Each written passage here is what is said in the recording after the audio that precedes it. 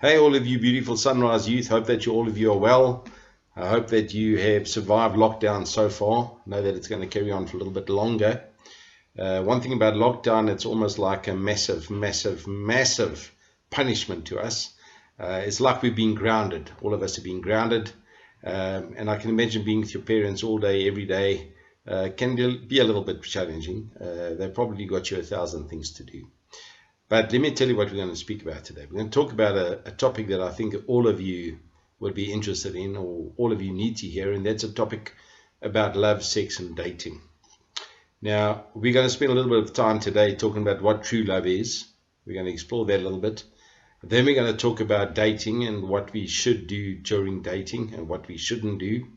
And then next week, we're going to spend a little bit of time talking about this wonderful gift that God gave us that is to be enjoyed in marriage, called sex. And we're going to understand a little bit more about that. And I hope that you'll listen carefully, that the message that I give to you today and next week, that those will be things that will help you on your journey through teenage years and into adult life.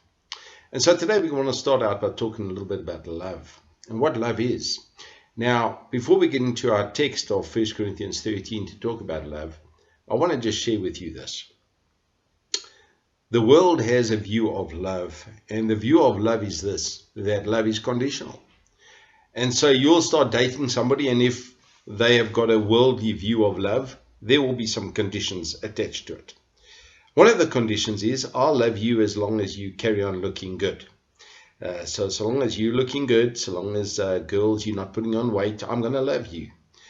So long as, boy, your hair is always clean and you're always shaved and you wear aftershave, I'll love you. Maybe another condition of love is, I'll love you as long as you give me what I want. I will love you so long as you do what I want you to do. I will love you so long as you give me gifts all the time. I'll love you as long as you bring me flowers. I'll love you so long as you never forget my birthday. And so we've got all kinds of conditions that are attached to love, and that is the world's view of love. But the Christian's view of love is way different. In fact, when we go to 1 Corinthians 13, we're going to see exactly what love is, because the Apostle Paul defines love. And as we go through these definitions of love, I'm going to hopefully let you understand what love really is all about. 1 Corinthians 13, starting at verse 4, Paul says this. Now I'm reading to you out of the New Living Translation. He says this. He says, love is patient and kind. Love is not jealous or boastful or proud. Let's pause there for a moment. Love is patient and kind. Now, girls, you're looking for a boy, or boy, you're looking for a girl. You don't want to find a person that doesn't fulfill the first two requirements. Love is patient. Love is kind. You don't want to start dating somebody that's impatient and hope that this will work out with time, and that over time this person will change. If a person is not showing you patience at the beginning, in all likelihood they're not going to show you patience anytime in the future. So love is patient and kind. Love is not jealous or boastful or proud. Now we know that God says of himself, God is a jealous God. In other words, he only wants to love us, and he only wants us to love him. But when Paul is saying love is not jealous, he's speaking about this. He's speaking about a jealousy that is a mean jealousy. A jealousy that wants to harm you. And so many times the love of the world is one that wants to bring harm upon you. Because nothing else must interfere. They must be everything in your life. And so love is not jealous or proud or boastful or rude. Now let me tell you this, girls. Listen carefully to me. And boys, I want you to listen carefully to me too. You make sure that when you are with a girl, and girls, when you are with a boy, that boy and that girl treat you with respect. They need to respect who you are. They need to respect the fact that you're in love with your Jesus. That's what they need to do. It's not rude. It's going to be something that is going to seek to do good. He carries on, and Paul says this. It does not demand its own way. Now, love so many times demands its own way, isn't it? The love of the world. Well, you know what? We're going to love each other so long as you do what I tell you to do. I'm going to love you so long as you go where I want you to go. I'm going to love you so long as everything goes my way. I remember years ago, I dated a young girl and she wanted everything her way. And I pretty soon got tired of that because I thought, this love thing is a two-way street. It's not just a one-way street. And I want you to remember that. Love is a two-way street. Both sides have got to bring everything to the table. When I met Auntie Sharon, she, and I've always said this and I always will continue to say this, she was my savior. She showed me what a true Christian love is all about. She showed me what a true Christian woman is all about. And that's what I want you to be looking for. That when we start talking a little bit about dating, that those are the things that you're going to be looking for. It says love is not irritable. It keeps no record of being wronged. I want you to know this. You are going to be hurt. The person that you love one day will do things that will disappoint you. And once you've forgiven that person, you need to understand that you let that thing go. You don't bring it up. Because bringing up the past cannot let you focus on the future. And so love does not keep any record of wrongs. Another thing he says, it does not rejoice about injustice, but rejoices whenever the truth wins out. That's important. Be truthful. We're going to cover that a little bit more as we speak about what goes into the actual thing called dating. And then Paul closes by saying, love never gives up. Never gives up. It never loses faith, is always hopeful, and endures through every circumstance. That's what true love is. The love of the world says, I'll get out of here when I don't feel like it. When I'm a little bit tired of you, maybe I don't like you anymore, and so I don't love you anymore. Well, if that ever happens, that means the person never truly loved you in the first place. But now we're going to start talking about the thing called dating. So love, remember, love comes from God. Love is something that's permanent. And love has got to be the focus of what you're looking for. Now, when we start thinking about dating, we start deciding now, hey, man, there's this girl over there, boy, I really like her. I love the way she looks at me. I love the way that her hair looks.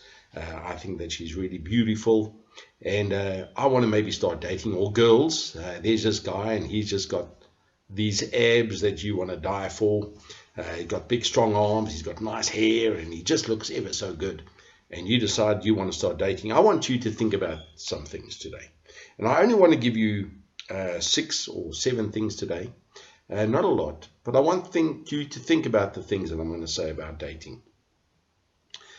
The important thing to remember is this, is when you start dating, number 1, is stop looking for the one.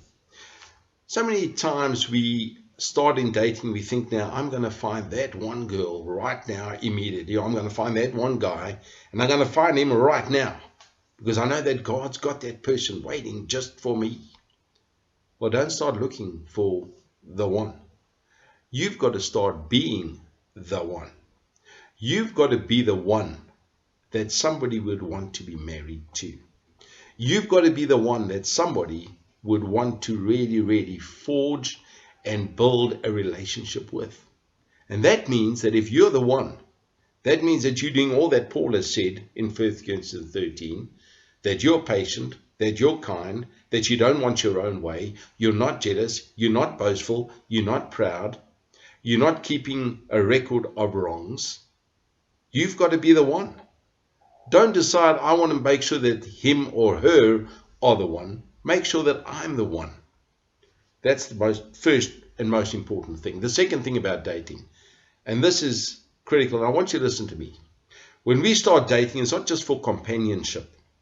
The goal of dating is to find that person that you want to spend the rest of your life with. Now, let me pause and tell you this. It doesn't mean that the first person that you date is going to be the one that you're going to marry. That's not going to happen. It may happen. Sometimes it does. But more times than not, it doesn't happen that way. Because you'll date a person, you'll think, this is the one for me. You'll think, this is the one that I'm going to marry. This is the one that I want to spend the rest of my life with. But as that progresses in the relationship, you start finding out that there are some things lacking. Maybe some of those things that Paul has defined as what true love is, you find that they are lacking in that person. And even though you talk to the person, they don't want to necessarily change it. And so then I want to tell you this, that if you discover that this is not the person that you could see yourself being with as a married couple, then rather end the relationship. Get out of the relationship while you still have time. The third thing, is don't date a non-Christian. You know, so many times young people think, man, I really like this girl. Man, she's just fantastic. Yeah, she's not a Christian, but I'm going to convert her. And so they flirt to convert. Boy, my idea is I'm going to date this girl, and then I just know she's going to fall in love with Jesus, and she's going to want everything that Jesus is in my life. Well, that doesn't work that way. It just does not work out that way. What happens is you'll start dating a person that doesn't love Jesus the way that you do. And before you know it, you'll start to see that they start drawing you away from Jesus. I want to share with you, and if you have your Bibles, open to 2 Corinthians chapter 6. 2 Corinthians 6 and verse 14, Paul again says something that is really, really important. He says this, he says, don't team up with those who are unbelievers. Now he carries on, he says, how can righteousness be a partner with wickedness? Listen to that. How can righteousness be a partner with wickedness? How can light live with darkness? We know that it can't, right? When there's light, there can't be darkness. When there's darkness, there can't be light. If you've listened to Uncle Emil, he would have explained that to you in Sunday's message. What is harmony, or what harmony can there be between Christ and the devil? How can a believer be a partner with an unbeliever? And what union can there be between God's temple and idols? For we are the temple of the living God. Now I want you to listen to that again. Listen carefully. He's saying you do not want to go and get involved with a person that is not a believer like you. You don't want to go get involved with a person that is not a Christian like you are. You want to make sure that you date fellow Christians. Now here's the argument. Yeah, but I go to my youth group and there just ain't no talent there. And so what am I going to do? I'm going to have to date somebody that's not a Christian. No, that's not true. You don't drop your standard. You decide, then I'll go and visit another youth group, but I will go until I find another Christian that I can date. That's what you've got to do as a teenager. Do not be with somebody that is not a fellow believer of Jesus Christ. The next thing I want to say is this. Have a list of rules that you're going to follow when you're dating. And this is really we're going to tie a little bit more into this next week about sex and intimacy and what we can and cannot do. But you've got to decide, we are going to have some rules that we are going to follow when we date. And you need to be very, very specific with the boy or the girl that you're going to date, that these are rules that you are not going to compromise on. And if they wish to date, if they want to date you, that they will adhere to those rules. Now, I always mention Auntie Sharon because she's the love of my life. I'm just so lucky to have her. But when I first became interested in Auntie Sharon, let me tell you, teenagers, I was not a role model for anybody. I was very much doing what the world wanted me to do. I was very much living the way of the world. And so I started talking to Auntie Sharon. I became interested. I started speaking to her, exchanging some thoughts. And Auntie Sharon said this to me. She said, I will not date a guy that, number one, smokes, drinks, goes partying, and doesn't have a love for Jesus. Now, at that point, those were kind of like the three things that I was doing. I was doing all of those things. I wasn't smoking, but yes, I was out drinking. I was out going to clubs. And I was far from a relationship with Jesus Christ. But when Auntie Sharon said that, I decided I was going to make a change. I remember sitting in a tiny little room, a little dark room. I was getting transported back up to 7 SA Infantry Battalion up in Palaborva. And I remember sitting in that little cell that I had, waiting for my transport to arrive. And I prayed a prayer to God, and I said, God, if you will let me date this beautiful girl, I will turn my life completely around. Let me tell you guys, that's what I did. And it was worth everything. Never compromise. Auntie Sharon had a set of rules, and we followed those rules. When we were dating, we had rules about what to do when things get a little bit hot and heavy. And I didn't like the rule, but what Auntie Sharon said to me is, when things get hot and heavy, we are simply going to pray. And so we would pause and we would pray. We made sharing God's word a real part of our relationship. We decided that everything that was going to happen in this relationship would be centered on what God's intention for us was. And so I want to encourage you, that's what you've got to do. Never ever give up on those principles. And you've got to set those boundaries. Girls, boys, you never want to hear these words. If you love me, you will sleep with me. Girls, if a boy ever says that to you, or boys, if a girl ever says that to you, your answer to them is going to be, if you love me, you will never expect that from me. Never ever give up on what you have decided is the right way to go. And when you've decided that you're going to give this relationship everything, and you're going to base it on God's love. And then the last thing I want to say to you today is, don't go for the shotgun approach. We're just going to date and date and date and date and date and date until finally we find that person. Be very mindful of who you're dating. Give careful thought to it. Spend time praying in it. I remember I would often pray about a relationship, and I would think, this is the right girl. And I'd say, Lord, I really want this relationship to work out. And if this is going to work out, God, show me. And 9 times out of 10, those relationships would end. Eventually, I didn't want to pray anymore because God was not letting me date the girls that I shouldn't have dated. But guys, commit it to the Lord. Pray to God. Ask Him for who it is. Ask Him to lead you to that person. And yes, it's going to be trial and error. But guys, you've got to focus on doing the right thing. So I hope that those few pointers have assisted you and helped you, and that you'll find them useful going forward. I want you to go back and just think about it. So let's just recap. We spoke about what love is, so go back and look at 1 Corinthians 13, and then we said, here are some of the points that I made for you today. Stop looking for the one that is perfect, because no one's perfect, but you decide that you will be the right one, that you'll be the one that people will be attracted to because of your walk with Jesus. Date with the idea that I'm looking for somebody that I want to spend the rest of my life with in the wonderful thing called marriage. The other thing that you got to do, and remember this, no matter how desperate you get, never ever date a non-Christian. If there's a non-Christian that you really like, you make sure that they first get converted, you make sure that they first give their lives to Jesus, and then once that's happened, then you can start dating them.